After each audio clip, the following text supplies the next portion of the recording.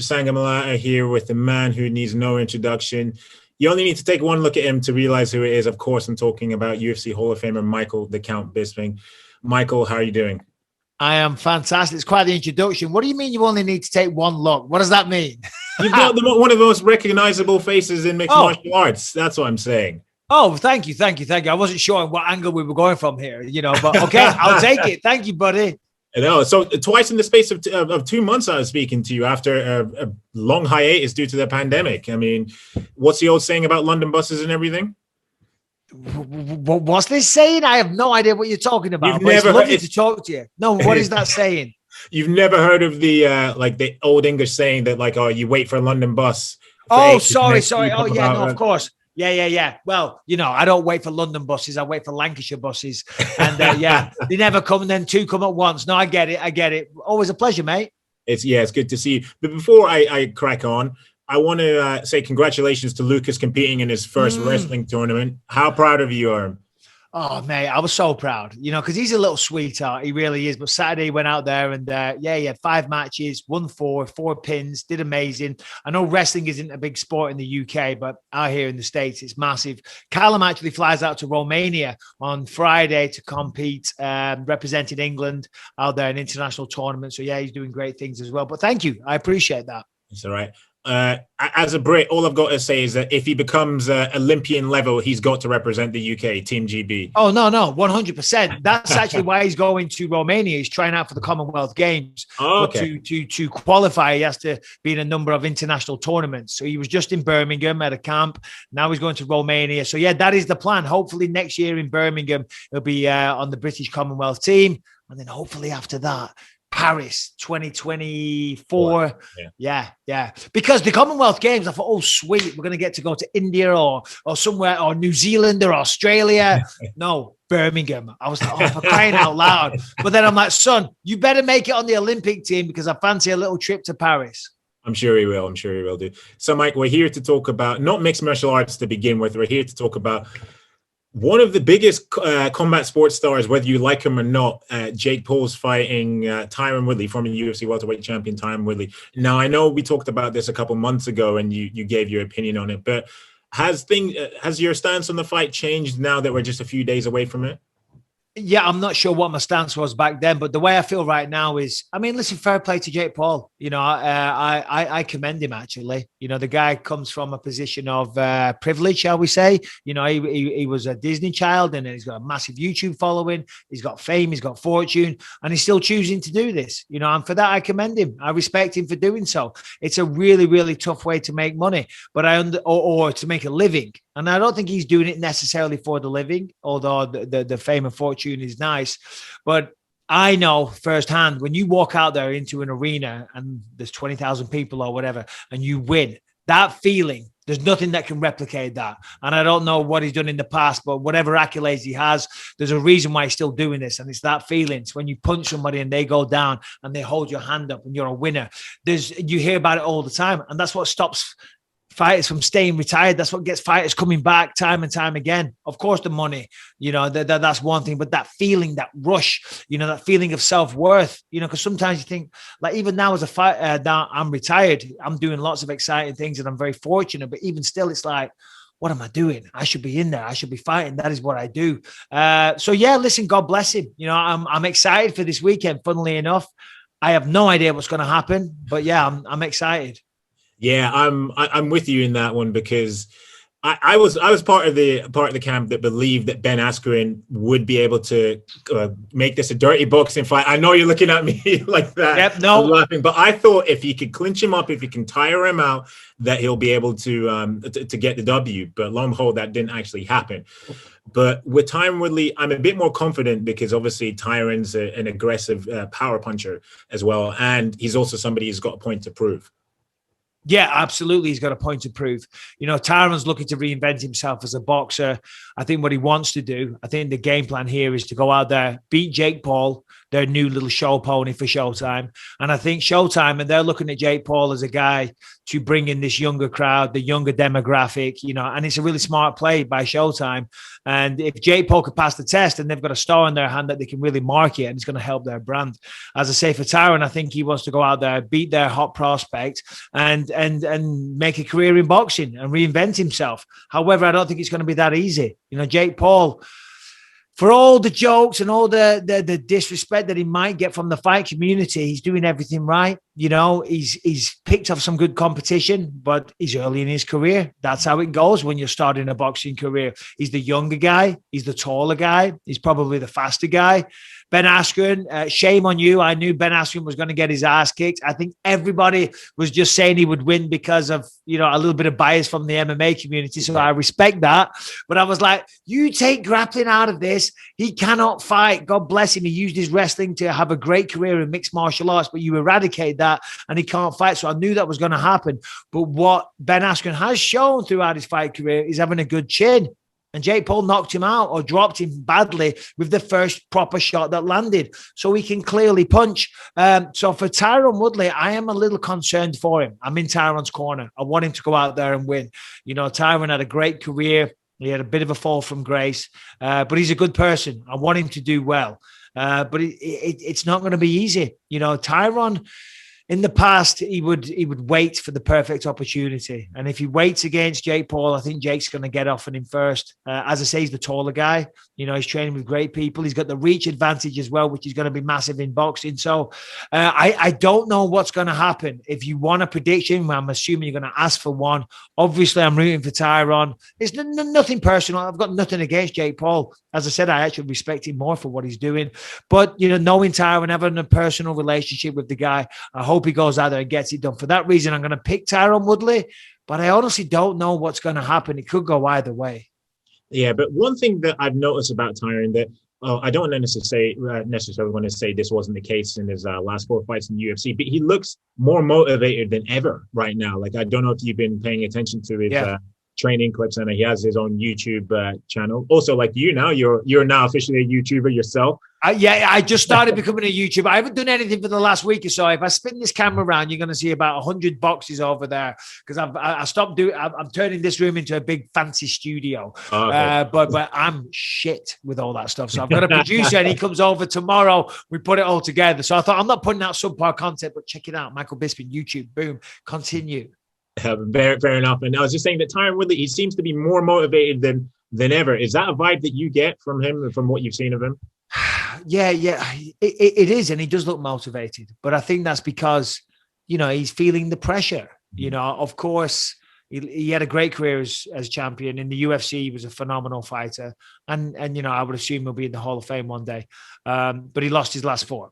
And then with that, I did see some interviews a while ago. He fell into the trap that a lot of fighters do, a lot of athletes do, overspending money and things like that. So I'm not sure of his financial situation. I'm sure he's okay, but this is all he knows, so he's probably training like a madman because he feels the pressure. And there's a little bit of assumption there at my end. So because I don't know his financial situation, but, I don't think it's a wild theory to have, so I mean, he's even spoke of it himself. So he's probably, he needs this. He needs this to be successful.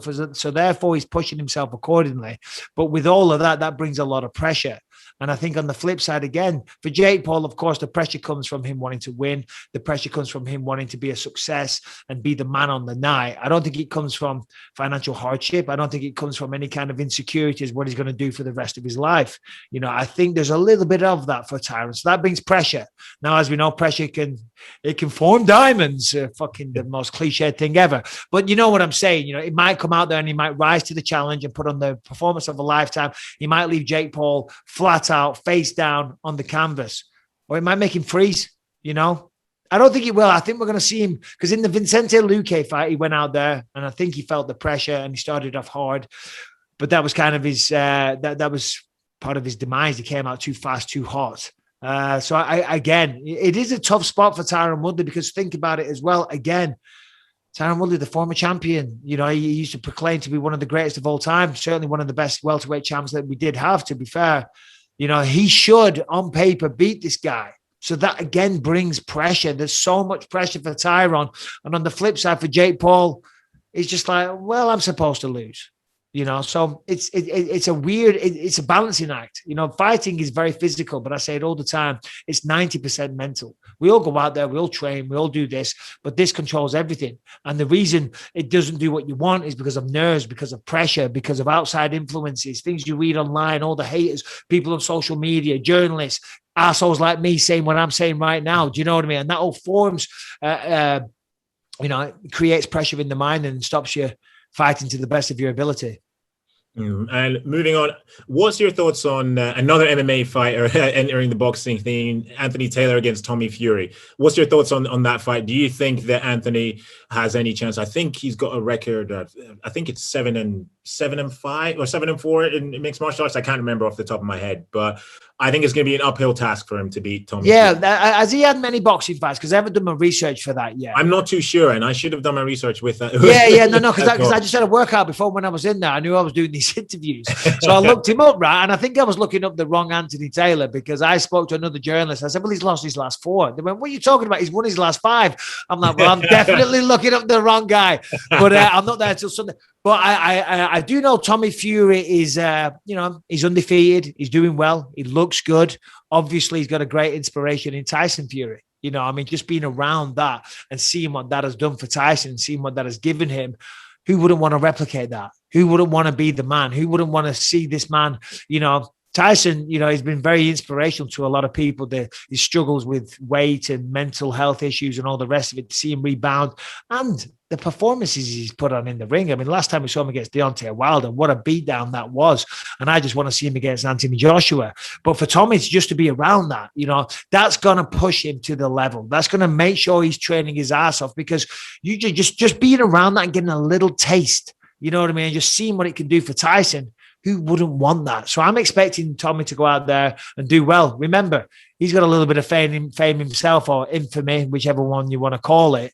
And I wouldn't be surprised if Tommy Fury goes out there and gets a good win Saturday night and Jake Paul wins on Saturday night. That sounds like a logical next match for both guys. Yeah, it does indeed. So before I let you go, I'm going to have 3 quick fire mixed martial arts questions. Obviously, mixed martial arts legend, I've got to ask you. What are your thoughts on the main event for September 4th between Darren Till and Derek Brunson?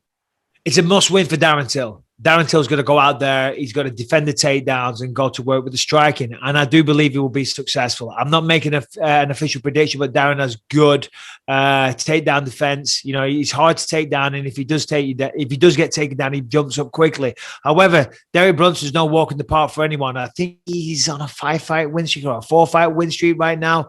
Good wrestling, heavy hands. In the past, Derek Brunson was a little too over-aggressive when he was boxing. He would come forward, leave his chin exposed. He's corrected that a little bit. So it's a tough fight for both men. Obviously, for Derek to win, he's got to get the takedown.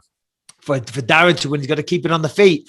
If Darren keeps it on the feet, he wins. He's by far a better striker. If Derek can get the takedown, and if Derek, with the threat of the takedown, that might make him successful with the hands.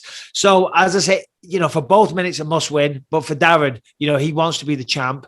And it's right there for Darren Till. It really is. If he wins, Adesanya wants to fight him. And I think that would be a great matchup as well. And the hype, the build up to that fight would be fantastic.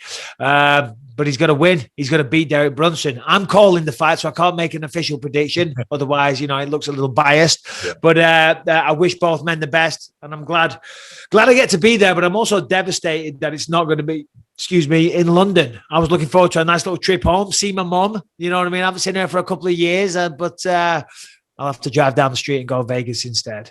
Fair enough. Two more quick ones. What's your thoughts on the long-awaited return of Nick Diaz against Robbie Lawler? This is a rematch. What is it? 17 years in the making or whatever.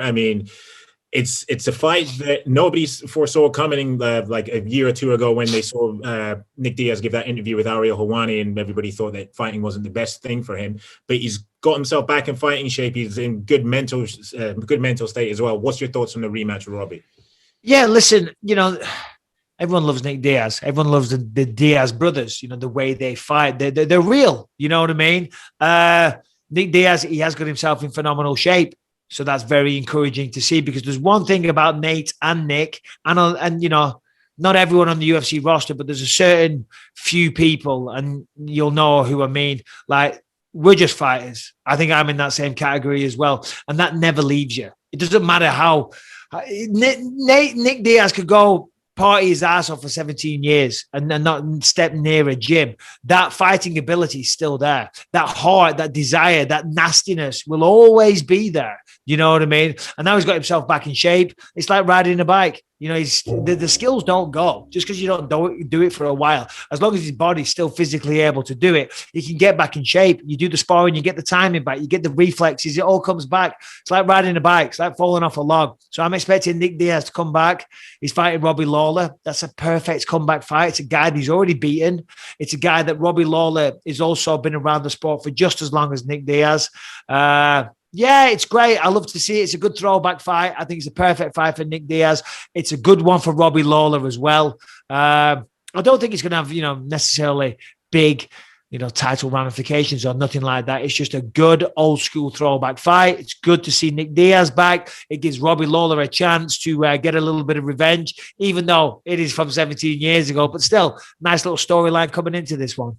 And finally, for me, the Battle of Ruka between Sean Strickland and Luke Rockhold. I mean, obviously, that could make for some difficult moments in training if they run into each other. But what's your thoughts on the fight? So yeah, so that's happening at Madison Square Garden, right? I believe. Yeah, correct. Yes. Yeah. Well. So Strickland like floats about. You know, he comes into Ruka now and again, whereas Luke is there most of the time. I think so. I think that's where he's going to do his camp. So I'm assuming Strickland won't swing by. You know, Strickland's one of those guys just kind of travels around, kind of like a martial arts Ronin. But the fight, I don't know. On paper, physically, when you look at them both and you compare the skill sets, Luke's a far better athlete. He's a better striker. Technically, you know, the speed of his kicks and things like that, and the range and the timing and the speed he has and the power. He's got a great ground game. But where is he at right now? You know, unfortunately for Luke, the reality is he lost his last few badly. You know, he got knocked out. You know, he's taking some time away, which is the wise thing. It's the smart thing. He's going to let his jaw heal. And I'm not trying to be disrespectful. He got knocked out. It's good to take some time away and regroup. But Strickland's looking fantastic right now. Look what he just did to Uriah Hall. You know, and Strickland doesn't care. And there's one thing for Luke, he needs that space to operate. He needs that space to open his bag of tricks, to use his question mark kicks and all this type of stuff. Well, Strickland's not going to give him that space. He's going to walk him down the whole time. You know, Strickland's a pain in the ass. He's a pain in the ass to deal with. He's a pain in the ass to fight. He's a pain in the ass just to be around and hear talk. You know, he's a guy you want to slap, but he's all right. I like what he's doing in the UFC. I like watching him fight, so God bless him. I'm not going to give you a prediction, but it's going to be a good fight. Fair enough. All right. Michael, the Count Bisping, as ever, thank you very much for the time. I really do appreciate it. Take care and hopefully see you soon at some point. Yeah, fingers crossed. Chisanga, keep up the good work. All the best, my friend.